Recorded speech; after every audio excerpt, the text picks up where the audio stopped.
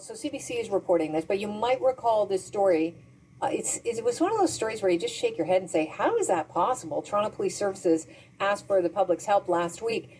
Another family, they go away for work in January. They leave Canada, and the same month, their house is sold right out from underneath them. This happened last year.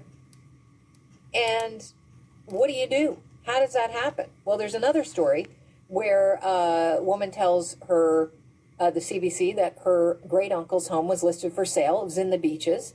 And they learned months later that the property was going through the sale process without their knowledge. People used fake ID. Basically, her great uncle moved into a long-term care home late 2021, just before his 95th birthday. Family said, okay, well, let's make some money to pay for the home because it's not cheap. Anybody who has a loved one in long-term care knows it can get expensive. So they decided to rent out his home, and they turned to some brokers who were real estate agents and helped them find and screen tenants to rent the house. So they did, and then the family learned later on the tenants had used a fake identity and bogus references to lease that place, and that they actually had enlisted someone to pose as their great uncle and to sell the house. And so it was in the process of being sold for $1.9 million. It was already staged with furniture. How does this happen? To find out, Varun Sriskanda joins the show. Varun is a realtor and lawyer licensing candidate and knows a thing or two about this story. Thank you so much for joining us. Good afternoon. Thank you for having me. This is a nightmare situation. I mean, to think that somebody could come in and somehow steal your house out from under you and sell it. How does that even happen? Where's the problem? It's an absolute nightmare, but I'm not surprised. The problem lies with how easy it is for anyone to steal someone else's identity, then take those pieces of identification, get inside a house, call your local realtor and say, hey, I'd like to sell this house. And then the realtor shows up, agrees to take on the listing and puts it on MLS without ever taking proper steps to make sure the person standing in front of them is the same person on that ID. It's way too easy to do. What are our realtors supposed to do in order to prove that I am who I say I am when I list my home? If you wanted to sell your home with me, I'm supposed to legally ask you for one piece of ID. Then I take out a form and I take your ID that you're going to give me and I write down your expiry date, the name, all the details on the ID. That's it. And then we can go ahead and put it on MLS and call the staging company and get everything staged. There needs to be a lot more than that. Why are we only asking for one piece of ID? What's the harm in asking for three? As I speak right now, I got 3 pieces of government-issued ID sitting in my wallet. We need to be doing a lot more to make it a lot harder to prove who you are the legitimate seller. I understand that the pandemic, once again, everybody wants to blame everything on the pandemic, but the pandemic has helped facilitate this because there are some cases where you're not meeting a real estate agent in person. Can you speak to that? Yeah, it's not just the real estate agents, but it's the lawyers as well. So during the pandemic, the Law Society allowed lawyers to meet their clients virtually via Zoom. As well, realtors started using Zoom more often to accept signatures by DocuSign. So this makes it even easier for someone to just appear by camera, show their driver's license or their passport or whatever it is via a Zoom camera, and try to prove that they're the real person. And it's way too easy to do. There's certain things that must be done in person that you should not be able to do virtually. And I think when it comes to selling $1 million property or any real piece of real estate, it needs to be done in person to avoid fraud.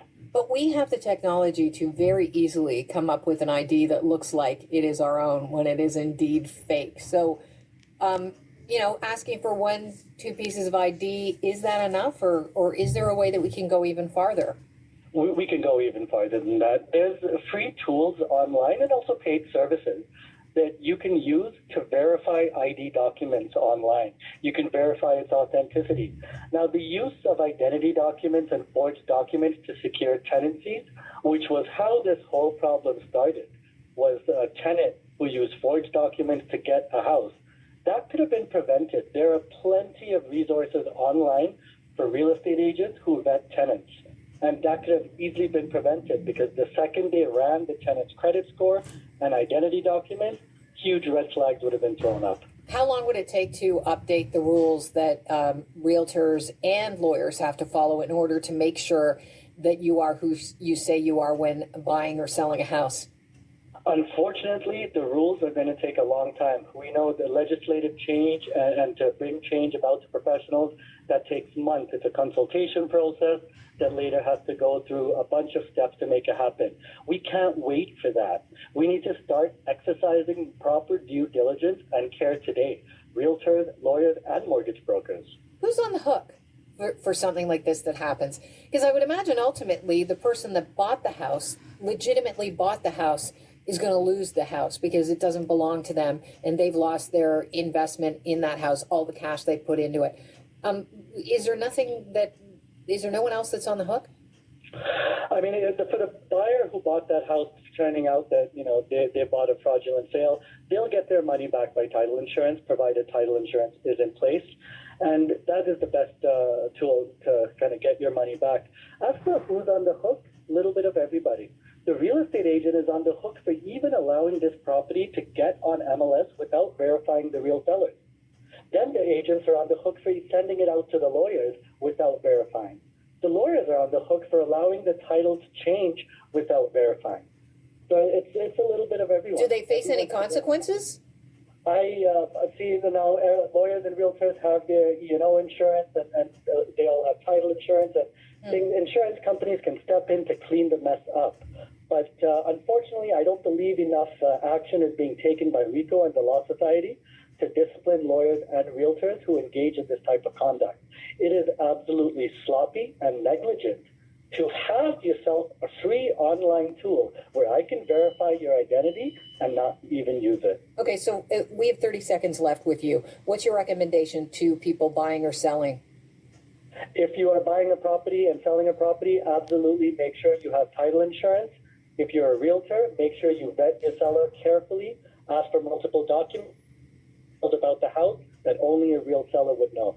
We lost that last documents about the house, questions about the house that only the real seller would know. For example, when was the last time you changed the roof or did a major renovation? Love it. Varun Sriskanda, thank you very much for joining us. You've been a wealth of information and hopefully you have saved some people some heartache here. Kelly, you have yourself a great afternoon. Thank you for having me. Cheers. Thanks for being here. All right, coming up next, we'll talk about